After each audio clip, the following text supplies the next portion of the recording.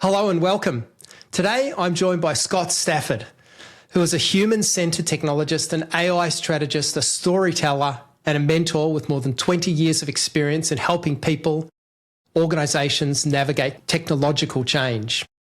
Scott's a co-founder of Rise with Voice and a deeply engaged member of the Salesforce community. But what makes his perspective especially interesting is his belief that the future of technology isn't simply about creating more capable machines. It's really about helping people become more confident, creative, and connected.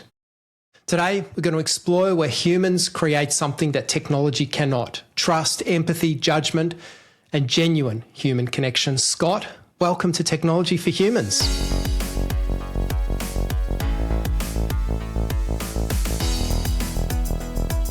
Wow, thank you so much. Welcome to everybody out in the world. Hello to anybody out in Australia. I know a lot of great people from there, so I'm really excited to be on this podcast. Thank you for this opportunity. You're very welcome, Scott, and it is great to have you. Scott, you are one of the most enthusiastic proponents of AI that I know, and I say enthusiastic. There's many people that will tell you all about the virtues of AI, but there are a few as enthusiastic about what this brings to the future.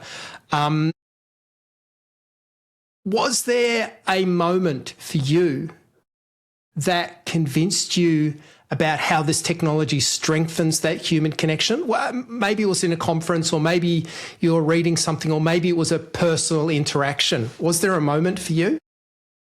I think as I went down the journey, right, a lot of us went down a similar journey probably in 2025. You heard everybody saying, hey, AI is here. And then they took the doom and gloom. They're like, what are going to be the jobs for humans? I heard Barack Obama talking about it, Oprah Winfrey. And I started, thinking about it a little bit. I walked, it was actually in the holidays. I was walking around in Halloween, and it ventured all the way through to Christmas. And I just noticed that humans actually, really were looking forward to new opportunities, right? They always took advantage. They wanted to communicate more, right? They told me we were in the loneliness crisis. I'm like, well, we can undo that, right? Use AI and we'll remove whatever obstacles are in your way. And then when I talk to people about, hey, would you like to be able to have technology that freed you up from your computer? They're like, hell yeah, right? People are like, can we do that? And I'm like, yeah, that's possible. So I started to feel like there was a lot of excitement. We just had to listen to them and build what they wanted. And I said, well, that's what I'm going to do. I'm going to be excited. I'm going to bring that voice, the voice of the people, right, back to everybody in technology, and then let them know that people want this. We've wanted robots for a long time. I mean, I think everybody knows, right? I mean, they're cute, they're fun. We're looking forward to them doing some tedious tasks so that we can actually do our part, right? I mean, I don't mind them being in the kitchen, cleaning up a little bit while I'm sitting on the couch talking to my brothers and sisters. So I just thought, this is our moment, right? We're going to definitely use this. I will be honest. I'm going to be very authentic in this conversation. There are times where I'm actually concerned. There's a lot of technology. We just heard about the new models from China, right? And this stuff it is a machine. It can be used for good or bad, right? But if we all channel our energy, right, and we all look at the good side, for the most part, it can be used for good. And that really gets me excited. I think there's got to be an assumption somewhere along the line that, of course, any new technology is going to be used for the wrong reasons. And it's up to us, the majority of people actually who are not trying to do the wrong thing and want to be creative and want to do new things, to outdo that, to create more than the bad is in the world. I think you're kind of also getting into a philosophy. You've probably heard love wins. Right, we all heard that during the elections. I'm not sure if it was popular, in your corner of the world.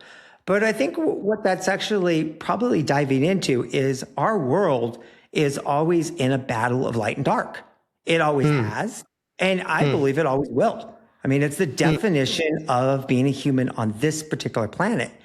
But over history, right, we always come out ahead on the light. There seems to always be a little bit more light than there is dark.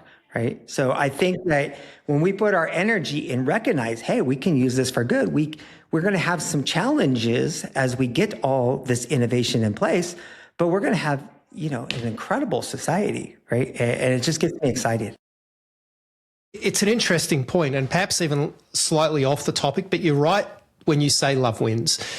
We tend to get a little bit skewed because we spend our lives inside social media where the opposite would appear to be true. You know, the comments that get the most traction and the most likes are negativity, and the most comments are negativity and what's wrong with that and criticalness about something. Right. But I feel like that's not true. I feel like the opposite is true. I actually think there's a vastly larger amount of niceness and kindness in the world than negativity, is what I think. I think also that we are trained to look at positive patterns and anti-patterns, right? And some people start to, they dive down that road. They go, we'll look at the anti-patterns, but we'll also use that to sell our, products or persona. Fear sells. But then also what breaks down fear is love, right? So you can do the opposite. And I think as we move more and more into, digital world, you're going to see that things are going to become more parody, right? You're going to see, hey, AI pictures are everywhere. So what stands out is an authentic picture, right? You're going to see that, hey, there's a group of people. And especially as we move into this transition, there's a lot of fear.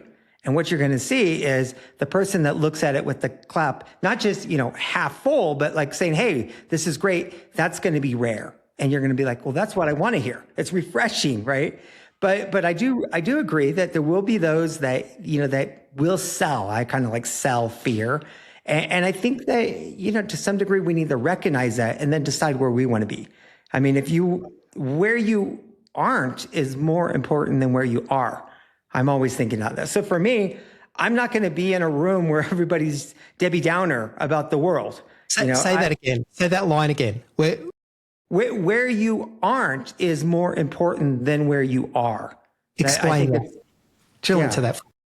So for me, it is really important. I always think about, like, to me, honestly, I don't go to a lot of bars. I don't go to, a lot of questionable places. It's just not where I want to be, right?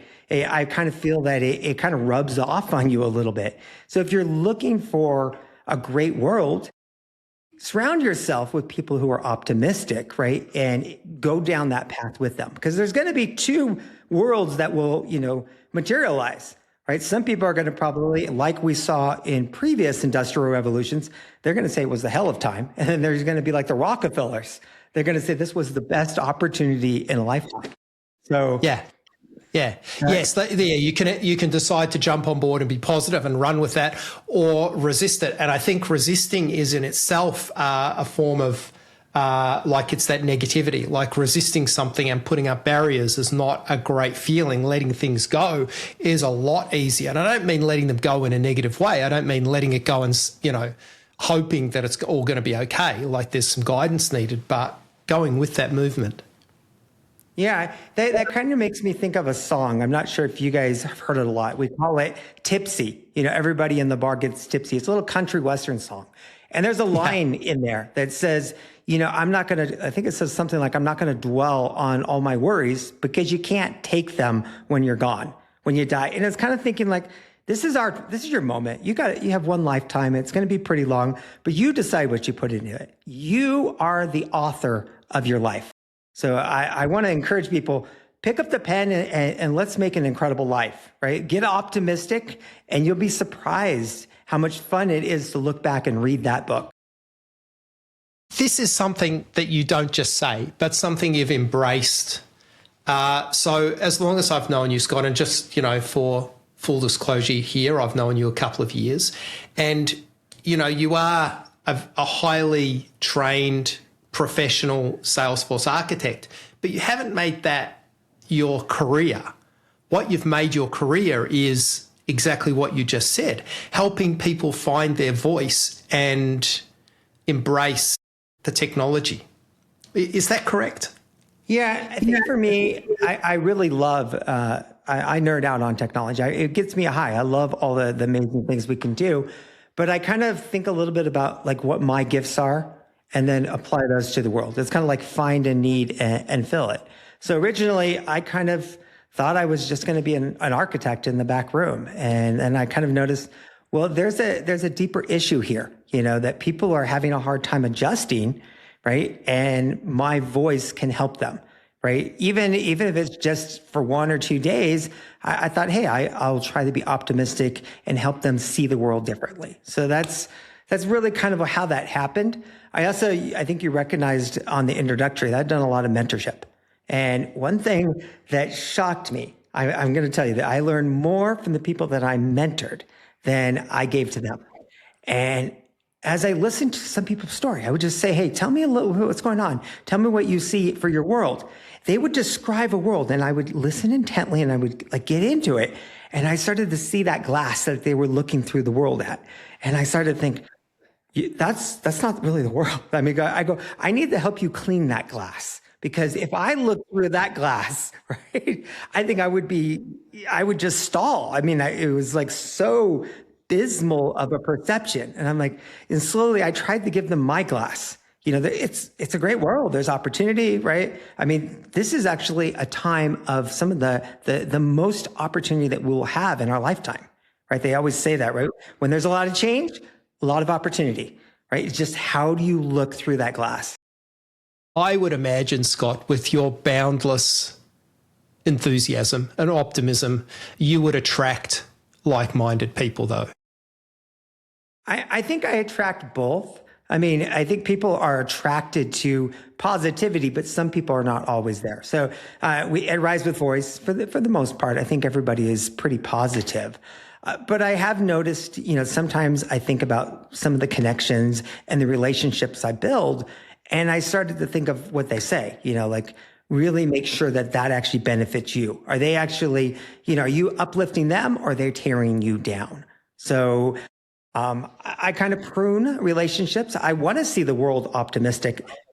Do you know what I mean? So I put myself in relationships. I listen to people that are optimistic. And the weird part is it becomes reality. There are two realities, right? There is an optimistic world and then there's a pessimistic world. You just decide which one you want to sign up for.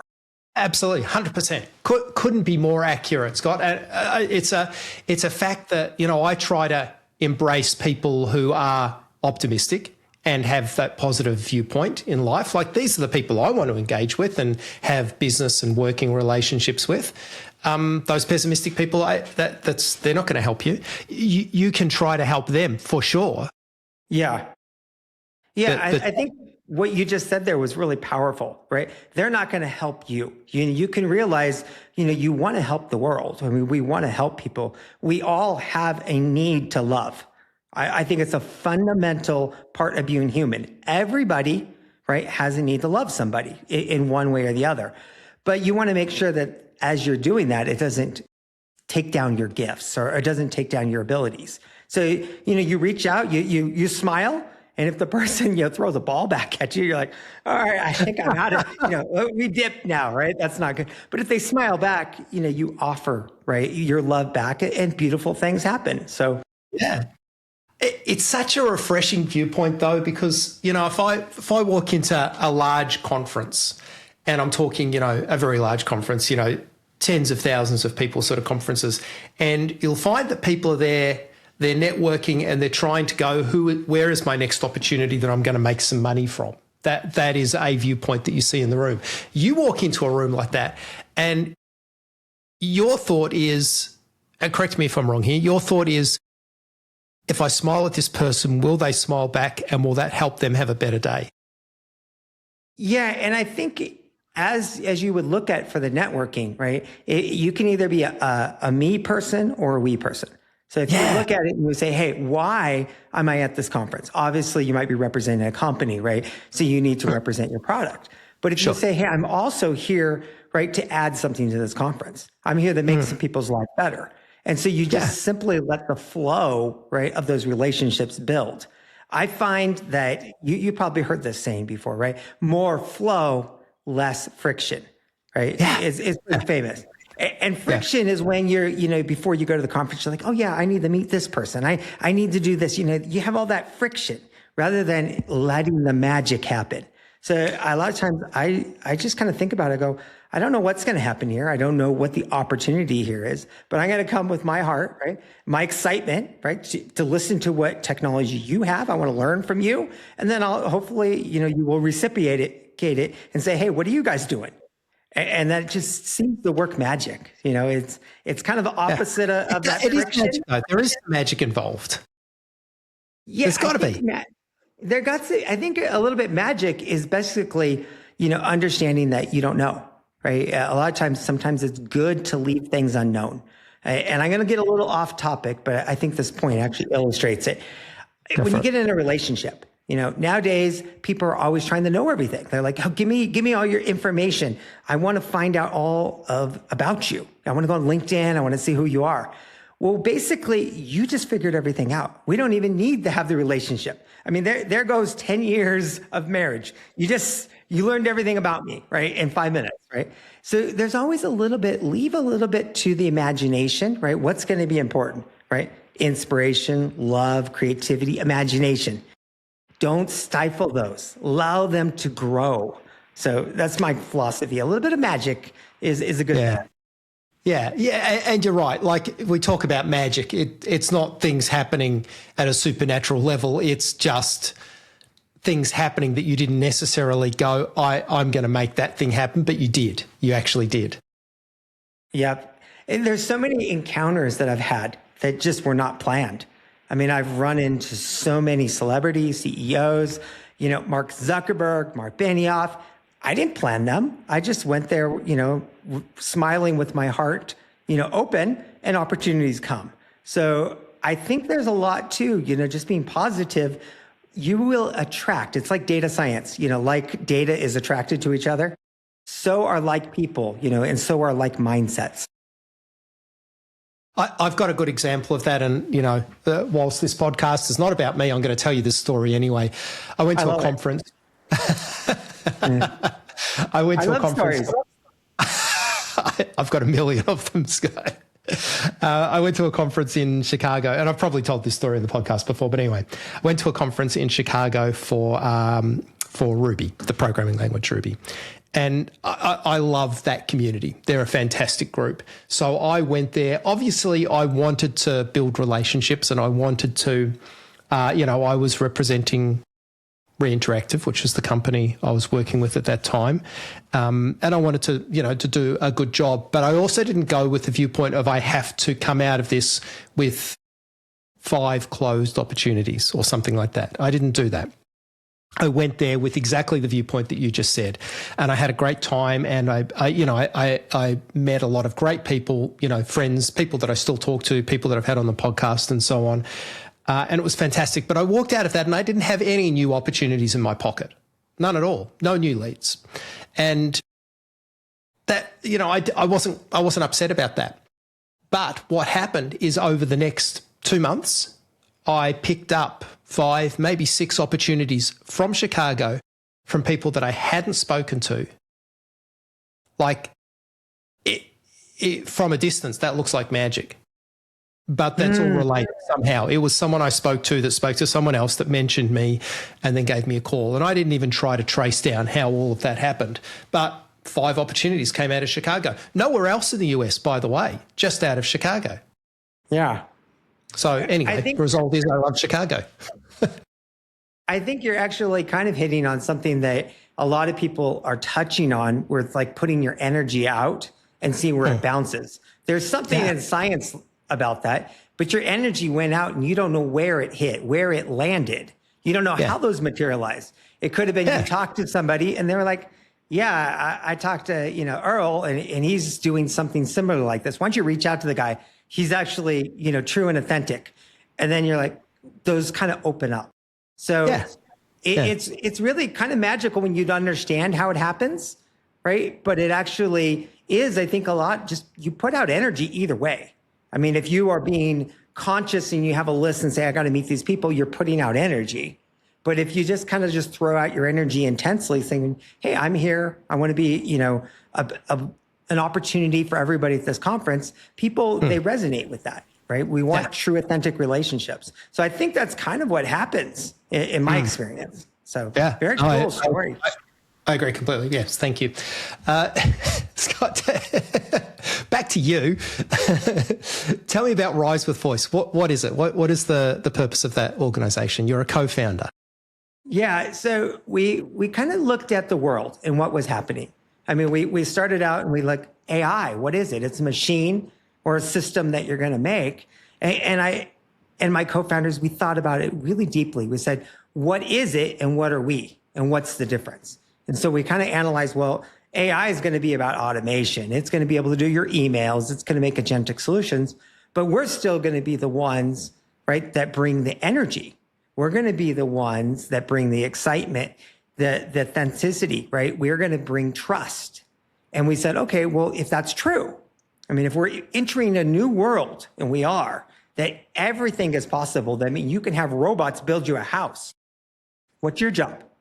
Well, your job is to get people excited about the house, to actually dictate what you want to be built. You're the decider, right? There's so many. So that's what the foundation of Rise with Voice was. It's helping you to rise in the fourth industrial revolution with your voice in whatever form that is. It doesn't have to be a speech, right? It could be simply, hey, my talent is artwork, that AI can't do. And that's going to be my voice to the world. So it's just whatever your voice is, recognize that that's something that machines can't give. So, yeah, we kind of so helping people to find their voice. Yeah, I was even thinking about it a little bit more with this morning when I woke up, and I said, what about the relationships that people are going to have with AI? They're going to talk to their chatbots at first, and we all do. I mean, I'm going to be honest. I talk probably about an hour to two a day, asking questions. I said, what's the difference? I said, well, when I talk to you, I can change you. I can give you love. I can have an impact. And I want to do that. I want to impact the world, right? Come on, we all know that. When you do your career, eventually you make enough money, you say, what was my impact on the world? But when I talk to AI, it's impacting me. But I'm not sure that I'm, other than the training model part, I don't think I'm making it a better thing. I think you're changing it at all, yeah. Yeah. Still operating off this model. I kind of think that's where we are, that we're going to want to do that. You have a need that, why do we have kids? They cost a fortune, right? We want to have an impact, right? Yeah. You get married, you want to help somebody through their life, right? So it's exciting. Do you have, I'm assuming you take on board people that you mentor through a program of some sort. Is that correct? Yeah, we do boot camps. And then we have some people that it's kind of started out, and then we have people that are regulars. And so we're empowering them in the boot camp to go ahead and speak up and then be part of other initiatives. So It's about ready to expand. We're even thinking possibly of having a podcast show and allowing them to speak, be guests. So elevating them in whatever form that would be. If they want to feel more comfortable being on a podcast show, hey, that's something that we could possibly arrange. Let's say they want to feel more comfortable going to a conference. Right? We could possibly arrange that. I'm pretty good at, going to conferences and helping people connect. So whatever your gift is or you want to be, that's what Rise with Voice is about. That's great. Yeah, because there's a lot of people that would want to be able to do those things, but honestly, it scares them, or how do I even start? Like, where would I begin doing a session at a conference or doing a podcast, being a guest on a podcast? I think you just said something, and we're both going to be honest, right? I mean, you're on a podcast and I'm on one right now and you're hosting it.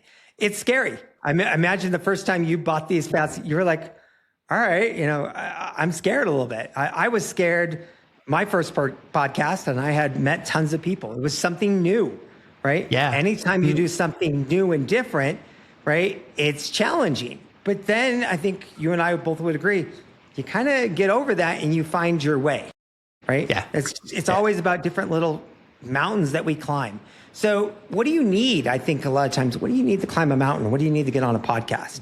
You need somebody to grab your hand, not necessarily to tell you what to do, just to support you and say, hey, you're going to be fine.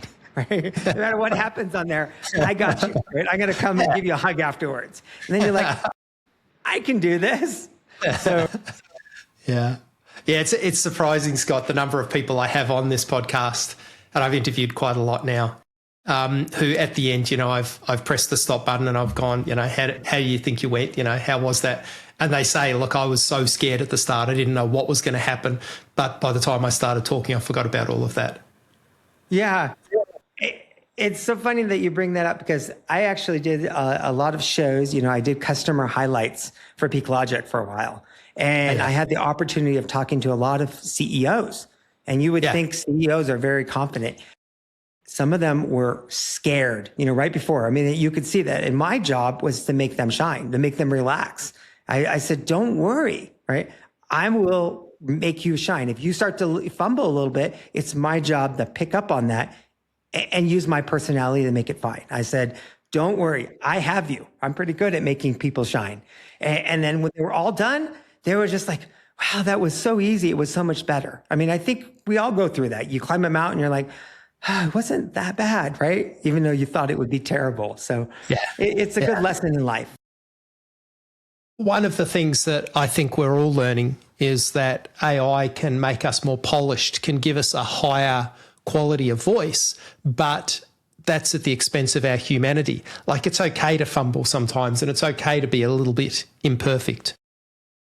Yeah, I think you're touching on something I love, though, a little bit about AI helping us, self-actualization, make me get to the next level, right? Help me give a speech, But in general, you don't want a polished speech.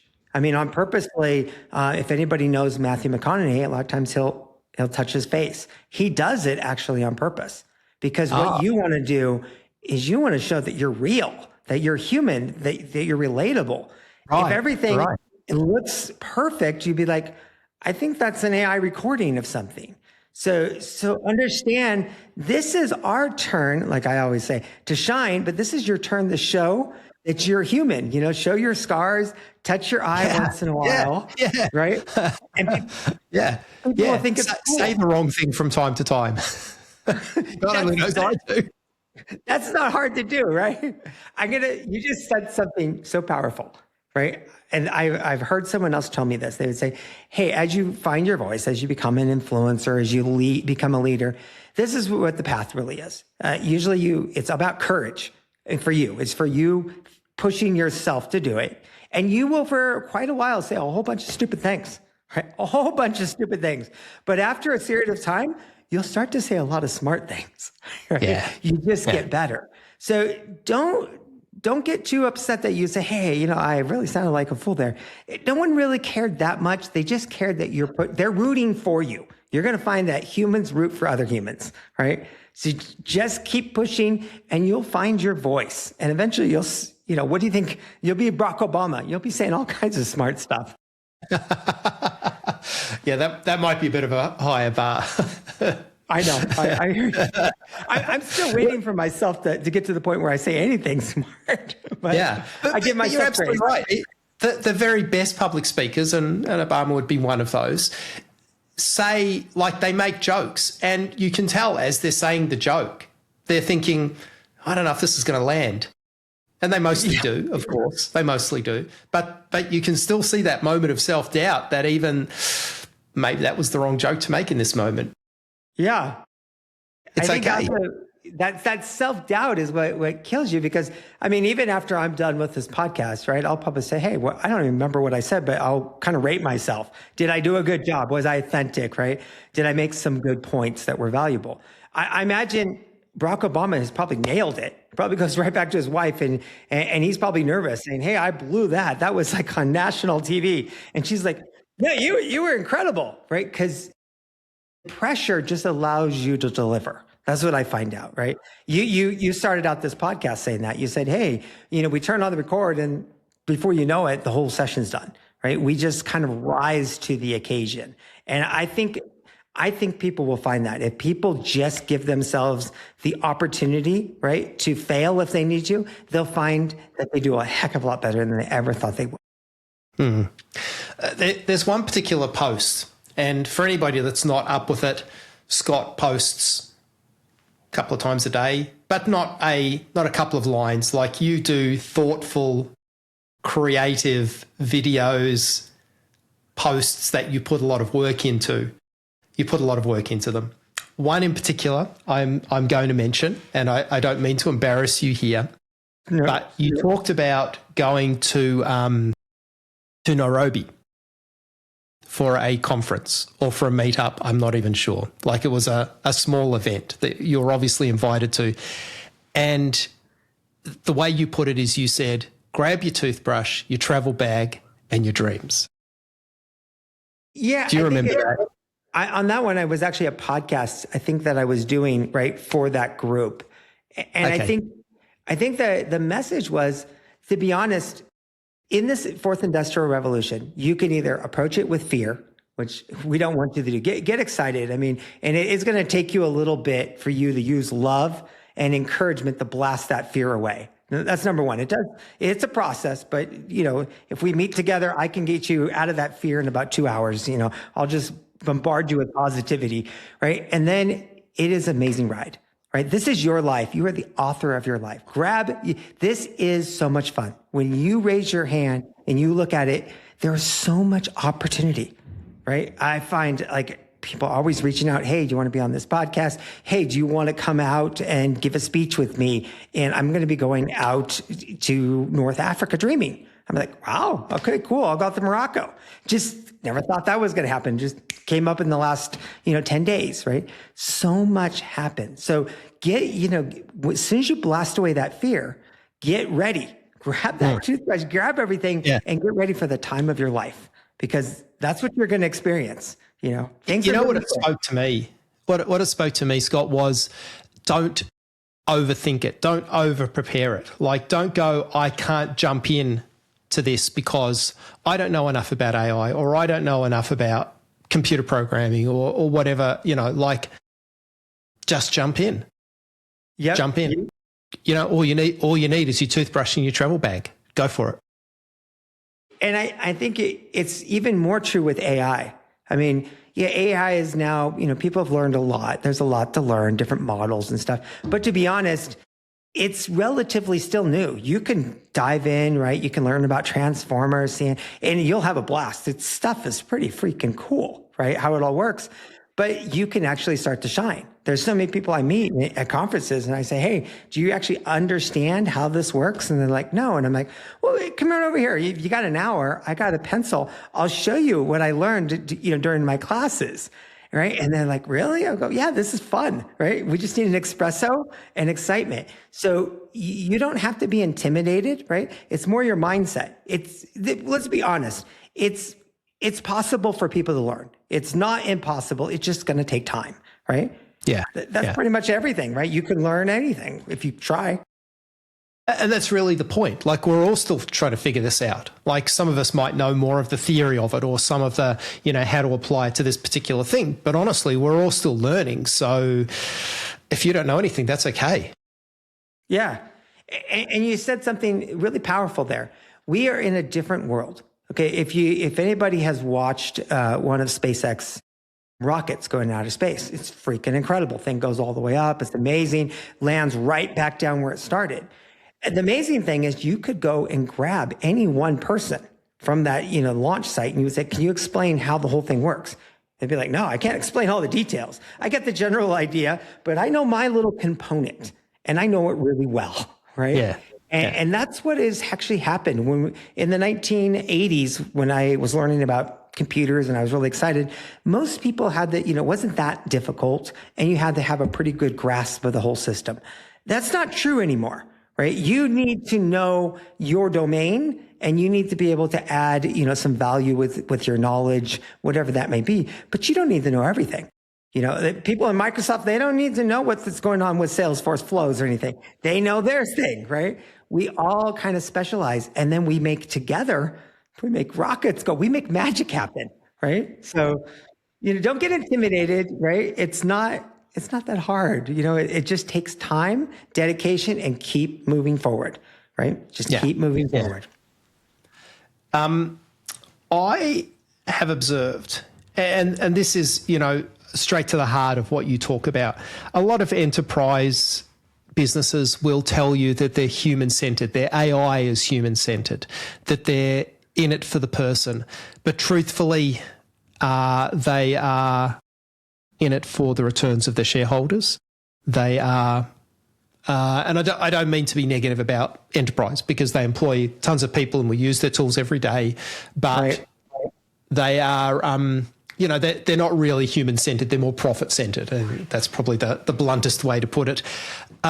What would happen if those businesses started to switch to that viewpoint? Do you think that would affect the bottom line? Like if they actually did make the business human-centered? Or maybe you observe something different to me? Yeah, I think we're actually really in an exciting time to address that issue. So for a long time, we could barely get everything to work, right? We didn't have AI that could make programs like that, and everything. We're not in that world, right? That world is quickly changing, right? You can actually have the system that does a lot of the work, right? So what are you going to find? You're going to find out there's more software out there than ever. You're going to find out there's more innovation. It's all over the place. How do you differentiate yourself? Where you're like, well, you're going to compete on the technology that the other guy has too? Yeah. That's really not going to help you win, right? You need to find something that's rare that he doesn't have. And I think that's what, no other time in the world have we been at this point. And I have a weird story to illustrate this. I remember when I was back in high school, I was given 2 jobs. One of them, someone noticed my talent and they said, hey, you're just going to go around the restaurant and talk to people and make them happy. I said, hey, gotcha. Not a problem. And the other one is I worked in the electrical department of a hardware store. And that one, I was, supposed to, put the boxes on the shelf, unbox stuff, sweep the floor, whatnot. And, one time I was in there and I was carrying on from the last one, really trying to get people excited about the holiday ornaments and the lights. And, when the managers came up and he handed me a broom. And I think it was kind of like, okay, yeah, you should be sweeping, right? Somebody has to sweep the floor, right? And do that. And I started to think about it. Well, now we're in a time where the robot can sweep the floor. I mean, what's my skill? I could actually make your customers happy so that they'll come back and buy again, right? Yeah. The robot can clean the floor, or the robot can take the plugs and put them back on the shelf. But back then we weren't in that world. Somebody had to sweep the floor. Somebody had to unpack the boxes, right? Yeah. That's going to be changing very quickly. Right. You probably, have seen a lot of the robots that are coming, and they're quite good at sweeping the floor and quite a few functions. So we're in a magical time, where you're going to be able to see that differentiation. And I think it's going to take a mind shift, a managers for a while. And I think you kind of alluded to that, kind of like for a while, some of them are going to say, hey, no, you have to give us tangible things that we can measure. And some of them are going to say, well, no, I think we just want to see that, the customer satisfaction, or people are buying a lot of products, right, is what we're looking for. So you're going to see those two worlds battle out for a while, right? And I think we saw that a lot with some CEOs. There were some CEOs that approached this time and they said, don't hire anybody if AI could do that job. And I thought, wow, how did he get to be a CEO? He lacks, right, in innovation. He lacks imagination. He can't figure something to do with a unique talent from humans. Yeah. Right? Humans are very rare. Why? You don't have the creativity to think how to use that asset to make the business grow. So I think we're in that point where if you could figure out and say, hey, I have magic here. They can do something that robot can't do. Let the robot do what it does and let the human do what it does. And we're going to see really incredible new world. It's going to be amazing. Yeah. I can imagine 2 restaurants side by side, and let's say they have the robots that, well, you can order your food, obviously, and will deliver the food and so on. One has a person like yourself who greets the customers and talks to them and chats to them and makes their experience enjoyable, and the other one doesn't. Which one do you think people would want to go to? Yeah. I think as long as have better profits and bottom lines. Some tasks, maybe you would choose just for efficiency. It didn't really matter. But I've watched this a lot. In the United States, we have a store. It's called CVS, right? They sell cough medicine. I have a picture somewhere on LinkedIn that I took, and it was really weird. You had the self-checkouts on the left-hand side, and there was no line. And there was one girl that was just making the most magical experiences, and there were 4 people just waiting in line. And I looked up and I said, what is going on here? And then for a minute, I almost jumped in the line and I snapped a picture, and then I saw the magic that she was doing. I was like, oh, I want to get a little bit of this. Right? It's going to make my night, right? And so I waited and I said, wow. I was like, wow, you can really make the experience, right, really fun if we elevate ourselves, right? Yeah.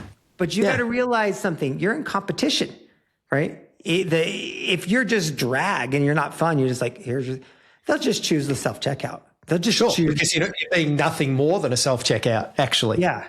And so what does that mean? That means that we, right, get to be more human. And in a way, isn't that what we were looking for? I mean, everybody says you want those experiences. You want more authentic relationships. And now we're saying you better bring it, or you're not gonna have the competitive, you're not gonna have an advantage, right? Yeah. And so that's what I start to get excited about. I go, wow, can I imagine going to places, right, where the experience is like Disneyland on steroids? Like everybody loves to go to Disneyland. They said they make you feel really special, right? Could you imagine if it was more like that? It'd be like, wow, this is just a great day, right? So, have you seen examples of where a company has tried to push something to make life easier or more efficient, but really it was a human task and should never have been? Have you seen that happen? I don't have an example right off the head. I thought you were going to ask a different question. I had worked with a company that they were involved in loaning money, right? And I watched them, and a lot of that task got automated by Salesforce. Peak Logic came in and automated it. And what they did is they brought in, right, the human experience. And they didn't just bring it in. They brought in llamas. They have videos, literally while people were waiting in there. Llamas. Yeah. I'll, when you post this, I'll drop pictures. And they brought in this surreal experiences, right? Like you would not believe, right? Their owner figured it out. Their CEO said, hey, that's what's going to differentiate. We have a little bit of extra time. Let's up the bar. And there's a picture I just saw the other day, and he was showing where they were just 2 years ago and their new office, which was 10 times bigger. They are crushing it, right? Yeah, I think it's Lexington Capital Management, right? Lexington, they are just credible. So if you do, this philosophy, you'll find out, right, that it's counterintuitive. A lot of times your old mindset would say, hey, somebody has to be sweeping the floor. But now that you have robots, why don't you have somebody, right, making the experience better? Because isn't that really what we're after? Think about, why do you buy anything? Why do you buy lipstick? Well, it's so that you can, wear the lipstick and have a human experience. Why do you go out to eat? You probably have too much food in your fridge, and yet you go out to eat. You went there for the experience, right? Yeah. Not the food, yeah. right? Yeah. By way of example, a lot of businesses use chatbots on their websites to handle basic functions. And the very best experiences that I have had engaging with larger businesses has been where the chatbot hasn't resolved the question for me, and it's more complex, and it gets escalated through to a real person, which is correct. Obviously, there's a point where it needs to be escalated. And then you get the people in the call center who they have the time to do their job as they would want to, and they are more friendly and they're more helpful, and it's a beautiful experience in some cases. Like, it's a really nice experience because these staff now have the opportunity to do what they want to do instead of just be, how fast can I get through this to get through to the next call? And I would like to see more businesses do that. Yeah, I think you also said something really kind of powerful to think about. There are certain times where we want something just to work. I'll give you an example. Your automobile, in general, you just want it to kind of work. But then you do want an experience with the automobile, right? You want to put the top down. You want to rock out to the music. There's an experience with it. The same thing is sometimes I might want to go to a hotel. Not every interaction do I want to have a person. I'm pretty happy that when I get in the room, that's automatically clean and everything's there. But when I go to the front desk, I don't mind, having a human interaction, maybe a surprise, could you imagine someone handing you, and it's a great conversation, they hand you like a Starbucks and say, hey, I just happened to go on your LinkedIn feed and I noticed you like Stubble. Yeah, right. Yeah. I'd be like, wow, this is my, Yeah. like, I would be blasting that, Yeah. that hotel everywhere. I'd be like, this is the most magical experience. So if they can get it, if companies can get it and say, hey, there's a part where we can use automation, but to win, it better have, right, that action. So I call it the output action pairing, right? The output needs to be appropriately paired. Sometimes it can be done by machines. Sometimes it needs to be done by humans. And you better recognize, right, as a manager, that's actually the place you're most likely to be gaining loyal customers, happy customers. That's your moment to shine. The other one is it's just the routine. That's just what you have to do, right? But the other one, these are your opportunities. So at the end of the day, you would say, hey, how did you guys do? And be like, oh, we had all these touch points. And you'd be like, whew, we are going to be doing great. We're going to be taking our competitors down, Yeah. So it's really about deciding where do we not let the AI agents interfere. Yeah, it was really weird the way you said that, because it kind of brought me back. It's more important where you're not than where you are. Yeah. And it makes sense to kind of think of, there are certain places you don't want to be. Like, I'm going to tell you, like, if you want to piss some people off, if a doctor has to tell you, hey, you have, some kind of condition, heaven forbid, cancer or something like that, you don't want that to come from, a robot or a dentic solution, right? That's not where you should be. But, for somebody, putting the towels into the room, while you were asleep, it didn't really matter, right? So really understanding what things, probably we should reverse engineer it and kind of everybody should think of, what don't I want AI to do for me? Yeah. Right? Yeah. Yeah. The reason I worded it like that is because literally just yesterday, Scott, I did a video on what shouldn't you defer to the AI, what shouldn't you, and some of the things I pointed out were, things that require high levels of responsibility, a human is needed, things that need a decision on the purpose or the morality of the business that you're working for. Don't pass that off to an AI, make a human. But there's a further point, which I didn't make in my video, and that's ones that require personal touch, personal interaction, where that improves the experience, and that is the experience. Yeah. Don't defer that to AI. Yeah, and so much of our shopping is experience oriented. If you think about it, you go skiing, you go snow skiing. That's an experience, right? You go to the supermarket. Well, yeah, you are buying the food, but a lot of people, I look at them, I go, they are having an experience. They don't just go grab the food. They're thinking, they're having fun choosing the food. There's a lot of experiences that we have. And I think we both recognize the more experiences that you have in life, right? The more it allows you to grow as a human, and the more, you move to that next level and you become more valuable. So if you rob people of human experiences, in those moments, right, they're not going to grow as much, right? Yeah. Kind of a weird twist on it, but Well, it's not actually. When you put it like that, it's actually not weird at all. Because that makes me think about those interactions that I have every day that might subtly make someone's life a little bit better, not worse. Yep. And that's what's important here. That's what we're talking about. I wonder why this concept is going to be difficult for so many, customers, right? Or companies, they don't see it that way yet. And I think that it's going to take a few years, as we transition slowly, more and more people will get it, right? We're in this unique opportunity, in our time, right? We're in unusual times. Yeah. But sometimes it baffles me. It's like, why don't you see it the same way I do? Why would a CEO just walk in there and say, hey, fire everybody and let AI do it? I mean, that just sounds like he just reacted out of greed. That's not a leader, right? You're just greedy. You didn't even think about, hey, are we going to be providing the best experience for our customers? You're like, bottom line, show me the money, right? Yeah. And short-term bottom line as well. Like, what's going to improve things this financial year that my shareholders or the board will approve of? Yep. Yeah. And I think I'm going to say, knock on wood here, you're going to be seeing a lot of companies that took this mentality and they're going out. right?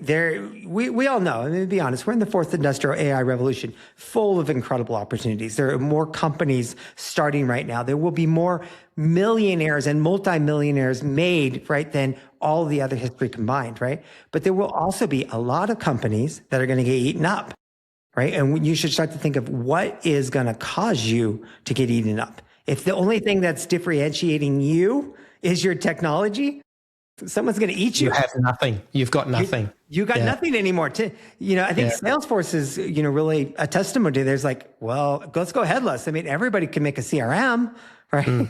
It's not as hard as it used to be.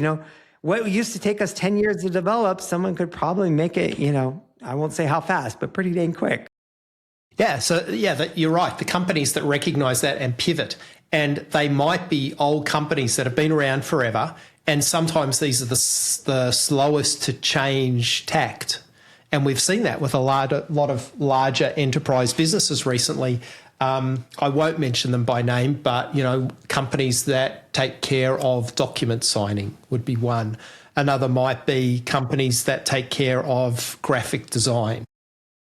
Like that, these sorts of businesses who have in the past done extremely well from their personal interaction and their communities that they built around their products find that they no longer have those. And all they have left is their ability to hold on to their licenses. Yeah, I've watched the same thing happen too. In the tech space, I've actually seen a lot of companies surprisingly, fall. And then I've also gone to conferences and you kind of look at all of, the different booths, what they're offering, and you see kind of like the culture of the company. And I could literally, kind of almost go boom, boom, you're out. Like within 2 years, you're out. And then you see some people that get it and you're like, you're going to be fine, right? Yeah. You are transitioning. And I do a lot of advisory work. And this is one of the things, that I really bring up a lot, right? This is unusual times. So you have to have a new mindset. What worked in 1980 is not going to work anymore, right? You're not going to differentiate yourself because you have the greatest software. Everybody is coming to me and saying, hey, I came up with this new solution. And I'm like, yeah, ChatGPT can make a solution at night for you, right? Now tell me how we're going to get that to market and what differentiates you from the other one who's behind you with a new solution, right? Yeah, that's right. Yeah. When you talk about things like love and empathy in a room, in maybe a conference or some sort of room where there's enterprise buyers, that's sort of an unusual use of words, and not wrong. Like it is the things that we just mentioned, the CEOs and so on should be thinking about. How did you start to feel comfortable doing that? I think after a while, I think the culture kind of changed, that a few people that were actually senior leaders kind of said, hey, you're onto something. And then I started to go down that path. But to be honest, I dove into the word love for a long time, for months. And I thought, I think people see it very simply. It's not just, hey, romantic love or the different types, right? But it's kind of an energy source. It's our way of breaking down, right, barriers. When there's love in a room, people tend to, communicate better. So Salesforce does this. So many conferences do this, and you might not recognize it. I was at the Stripe conference. Before Stripe started, do you know what they did? They had violins playing on there. They created these loving moments. Why? Because with that love in the air, we're going to be able to understand more their new product offering. It's just a bridge. Think about relationships. You see couples, right? They fall in love. They can understand. They communicate, right? When that love breaks down, things don't go so well anymore. Then they're like, I don't understand you anymore. And you're like, love is a bridge, right? It's a very powerful force. So I think that, some companies are starting to realize it. You don't have to just say, hey, I'm not like the hippie movement. We're going to go peace and love all the time. But do recognize that people are looking for that. They're looking for those moments, whether it is, starting out with violin. I was really touched. I go, that's pretty cool. And then I paid attention, and then he went over and he showed us incredible. I actually saw vibe coding for the first time on the Stripe stage. He did it live. And I was like, wow, I mean, you guys nailed it. You started out with love, and then they usually end, with some other theme. They sprinkle a little bit at the beginning. They show you what they want to teach you, and then they end that way. Yeah. And I think you're going to probably start to see more and more companies. We're kind of in that transition, right? Where people are starting to figure out what's going to work. They're like, we are rocking it, right? AI is closing deals, is doing this and this, but customer satisfaction is dropping. Why? Yeah. That's a really good point. Like being able to, for those companies, being able to present themselves as more human is becoming more and more important. And the ones that are discovering that and figuring that out are doing it the right way. I think in a way we should, anybody who's taken economics, right? I mean, let's be honest. If I'm talking to CEOs, right, I'm hoping that they've had, I was almost a CPA, right? Took lots of accounting classes, took lots of economics, right? Supply and demand curves. Well, just think about it, right? Once something becomes numerous as the sands on the beach, right? It's like salt. The price doesn't vary anymore. It's not really valued anymore, right? But the same thing is going to happen. You're like, well, what is your offering? You're like, well, everybody's offering that, right? I mean, I tell people, can you imagine Christmas Day? You're going to have all kinds of people just literally vibe coding and making their own software. So you're not going to win there, right? You're going to have to come up with something different now. So we're in a unique period of time, unusual times, but it's kind of exciting in a way because it's just a new mind. Don't you want that? I mean, do you always want to have the best product, or you want to have sometimes the best experience? Have you had this situation where you've explained this to people and they don't quite get it? Yes and no. Sometimes you'll have some people at a company that won't get it, and then I usually run into somebody else that it resonates with, and then they usually all kind of come on board a while. So initially, it is kind of it's a mind shift, right? We're switching from one way of thinking to the other, right? And that's understandable, right? And now that everybody's heard this podcast, they've already starting to go down that journey. So when they run into me, later, they'll be like, well, I kind of see what he's talking about. And then they'll watch it for the first time. Usually you have to see it, to be honest. I mean, to be honest, we've all heard the robots are coming. We heard Waymo was coming, but it wasn't until you got in a Waymo. Why did Mark Benioff tell everybody, I think it was 2 years ago, was it 2 or 3? He said, everybody, I'm telling you, go outside and grab a Waymo. I remember him saying that. Yep. Same thing. Like I on purposely keep posting the robots are coming. I'm trying to help people to realize it. Maybe they're just ignoring it and say, nah, they're really not going to be there. I have a video. They're marching down the streets of San Francisco. You can watch them. Right? The truth of it is, Scott, anybody who's been in a Waymo, the robots are here. The robots are here. That's just a four-wheeled robot, right? There you go. Physical AI is going to have a huge effect on us, right? Like we are going to have to adjust. I mean, a lot of times I'm not really afraid of AI blowing up the world. There's a lot of people that talk about, hey, it's going to be doom and gloom.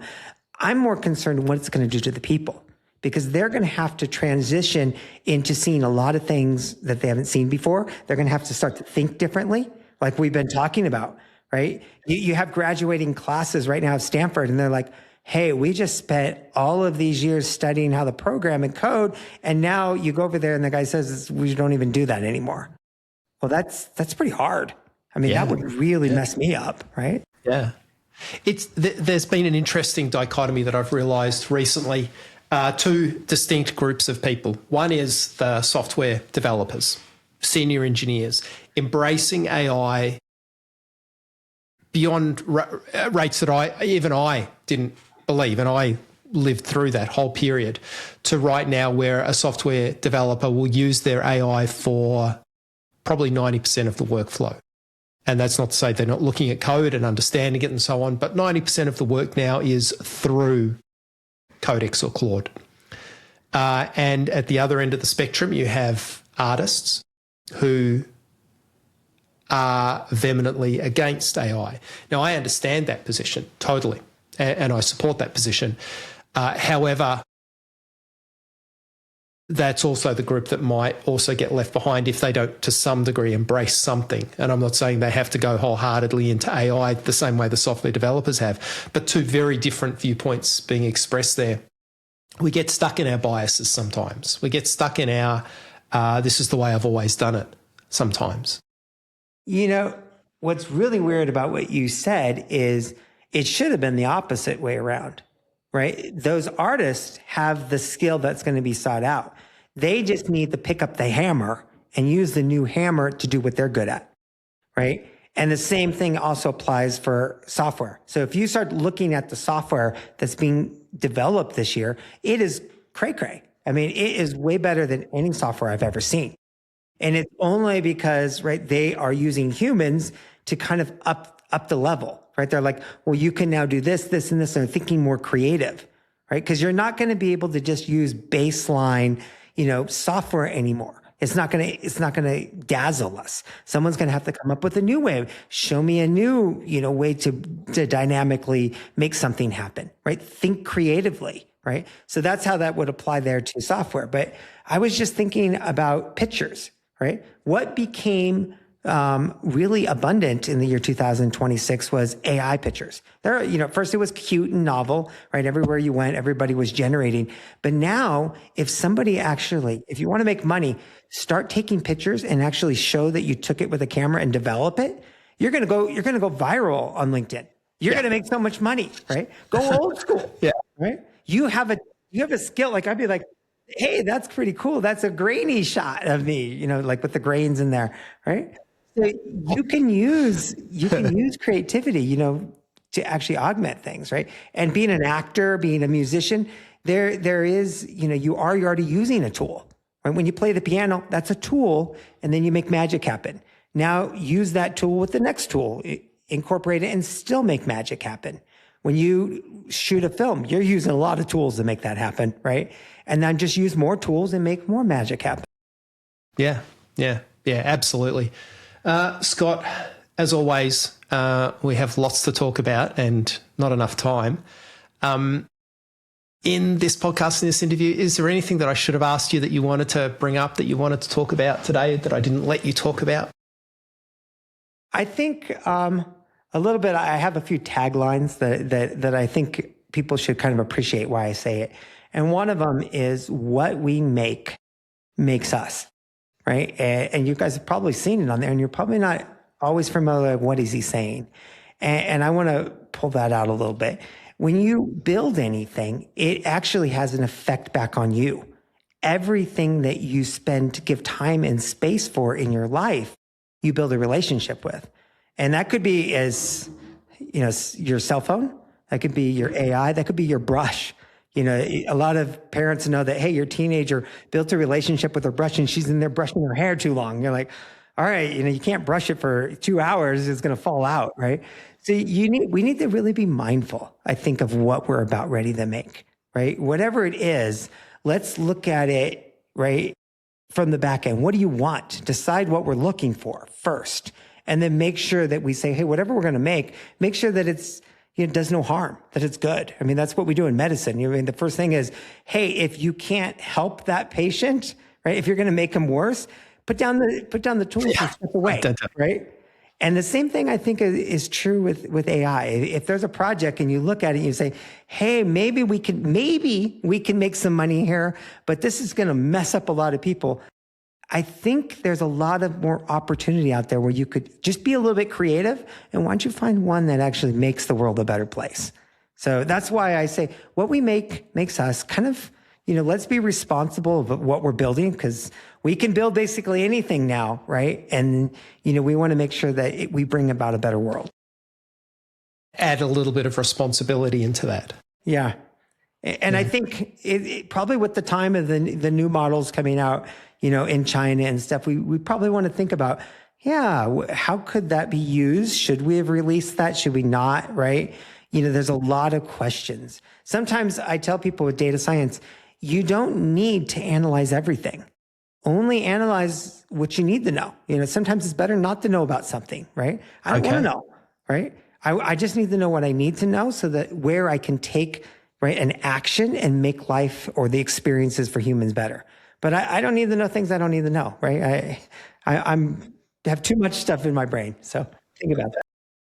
It's actually a good point. And I know we're wrapping up, but since we have access to terabytes of storage space, the tendency is to want to go towards big data and to produce reports and graphs on endless amounts of data. But you're right, we don't need it all. No. What can help?